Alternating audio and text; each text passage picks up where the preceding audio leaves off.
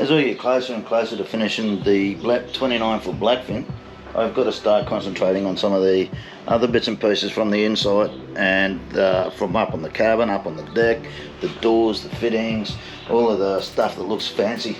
So essentially what I've got here is a door that is the entry door to the cabin.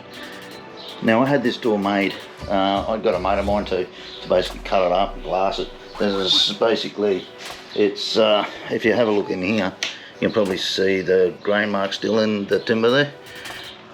Alright, so essentially it's a marine ply, or LDL I think you might have used, 2 layers of 650 gram chopped strand mat, Q-cell over the top of that, and then what I'm going to do is paint it. So I've already done the primer, guys. So the primer is this stuff here. This is a Norglass no rust all surface primer, and this is basically a 2K compatible primer because I'm going to be using 2K paint on this. The paint that I'm going to be using is this stuff here. So this, I did not know you could buy this stuff in a can. I only knew that you could buy polyurethane paints in 2 separate cans, your paint and the hardener itself. Then you had to mix it up and get it all ready for your spraying and all the rest of it. But this is going to make it so much easier. Now I have used this on the boat before, just on the back deck during this rebuild process, but it was new to me, so I thought I'd show you.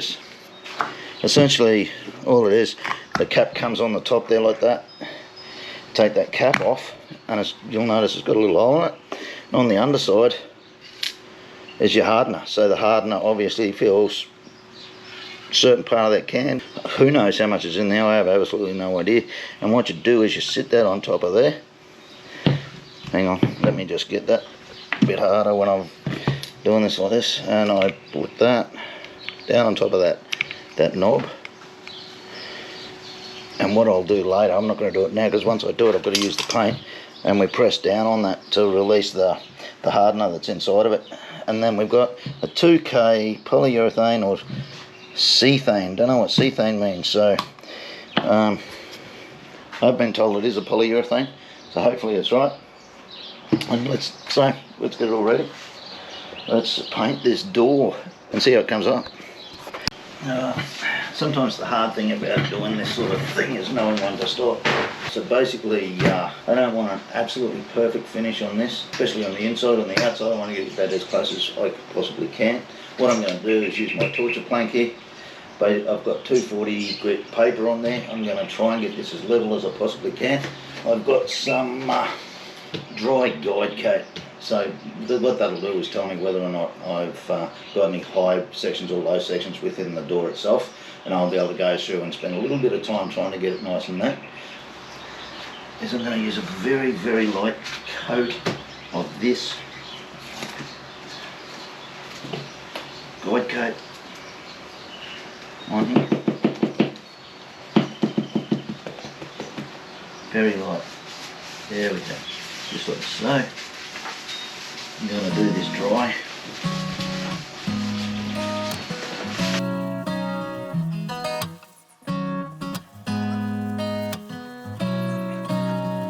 What I want to do is basically use my torture board here, and I could use my electric sanders, but I want to get it nice and flat, so I just find this pretty really good for that sort of work. So I'm just going to give it a nice light sort of a sand, see if I've got any lumps and bumps in it, and go from there.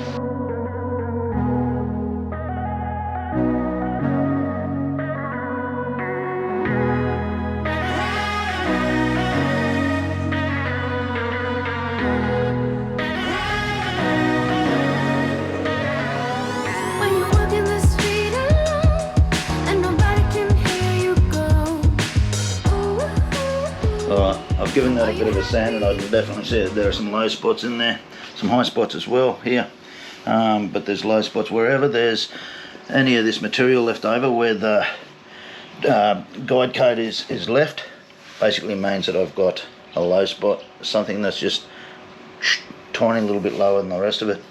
Now, how far I take this is going to be dependent on time. I'm sort of time poor at this stage of the project, so I really need to make some decisions about how far I go and how much perfection, how neat and tidy I want this. So I can feel some minor scratch marks in there as well. Like a very, very light run over there with my fingers. I'm going to put some 320 grit on my electric sander, give it another coat of the guide coat, and see how I go, but I'm not going to get too carried away with it. And then I'm going to put the polyurethane in over the top. Now, the electric sander is probably my least favourite sander these days, because what I've grown to realise is when you're using those pneumatic sanders or an air sander, they're a lot lighter. A lot lighter there, you've got more dexterity, you can feel them a little bit better, you can get them into tighter spaces and all the rest of it. These electric sanders, just big bulky things, I just find that they're a lot harder to use than the air sander. So that's something that I've learned in the last couple of years by doing some of these builds. But now I'm going to wet it down now, as opposed to doing a dry coat. I'm going to wet it down, and I'm going to try to get this as flat as I possibly can without going too far. I could spend hours trying to get this right. Now, I have noticed that there are a couple of little imperfections in here as well that'll have to fill. Can't find them right now, but they're in there. Well, here's one here. So you can see that. So we're going to fix that up. Is that an imperfection? Oh, it feels like there's something there. We're going to fix that up, and I can't see too much more that is going to be any real cause for concern, but let's do some level coat.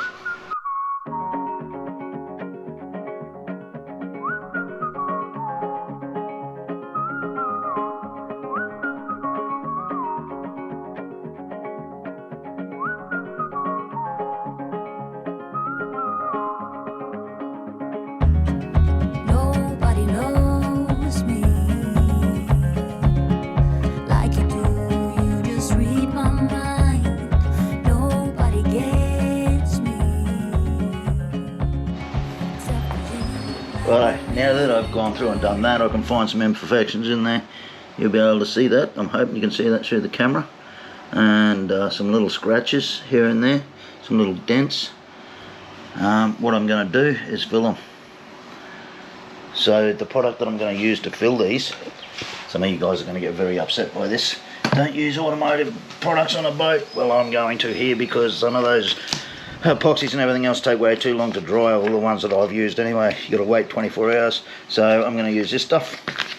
It's a glazing compound, 2-pack glazing compound. So essentially mix that up, 2%, and let it go. 15-20 minutes should be dry enough to sand, and then we can get on with the job.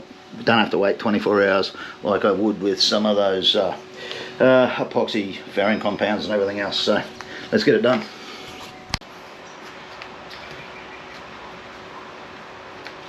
Tiny little bit of this material, glazing material, a little bit more.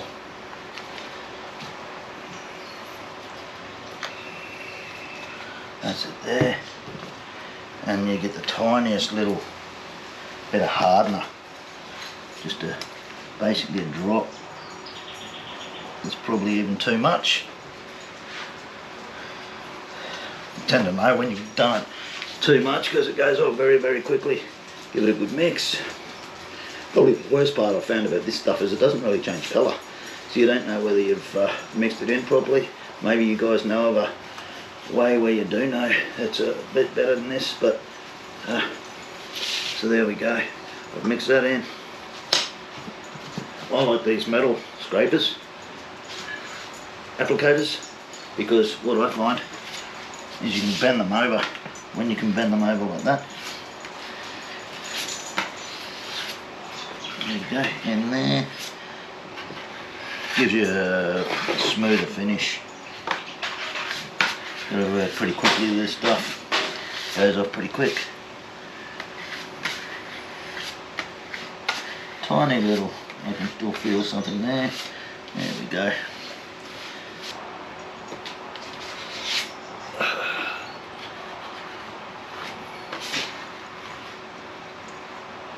Alright, so I'll let that go off for a bit. It's already started to go. I can feel it, and I put the tiniest little bit of hardener in there.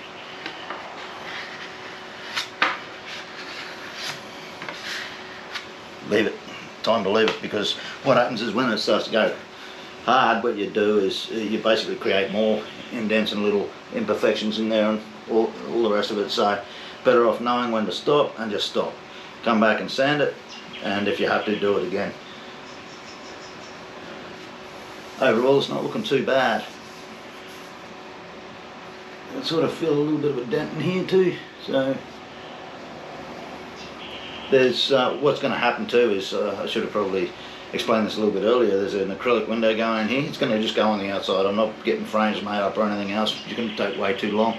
I'm just going to screw it to the outside. That'll do. It'll be fine. I'll seal it right up so that can't get any water inside the door or anything. That should be pretty well perfect. So let's wait for that to go off and come back and give it a bit of a sand.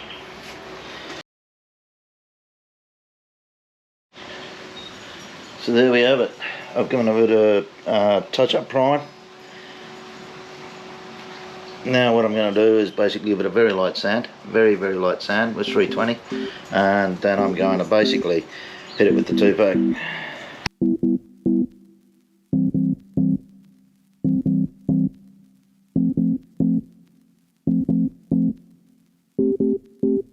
There was something we were fighting about. Can't remember it, can't recall. Alright.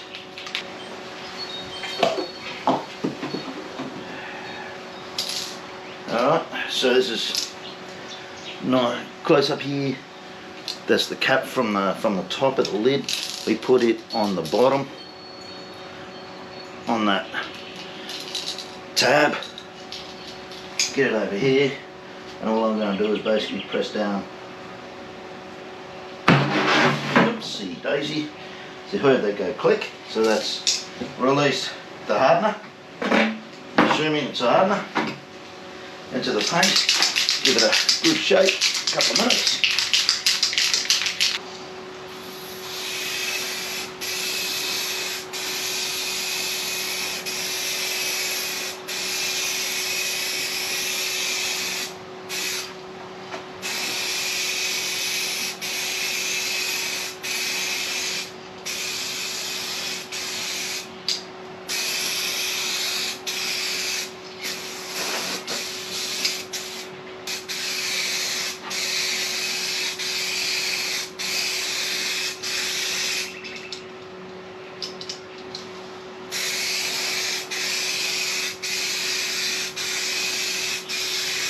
Got a bit of splatter going on by the looks of it.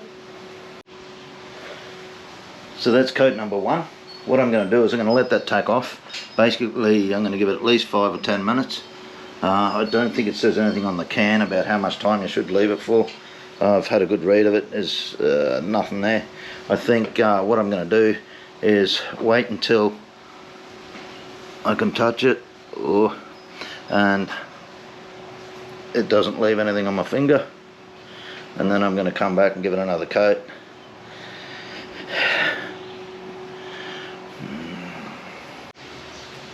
Okay, so that's coat number 2.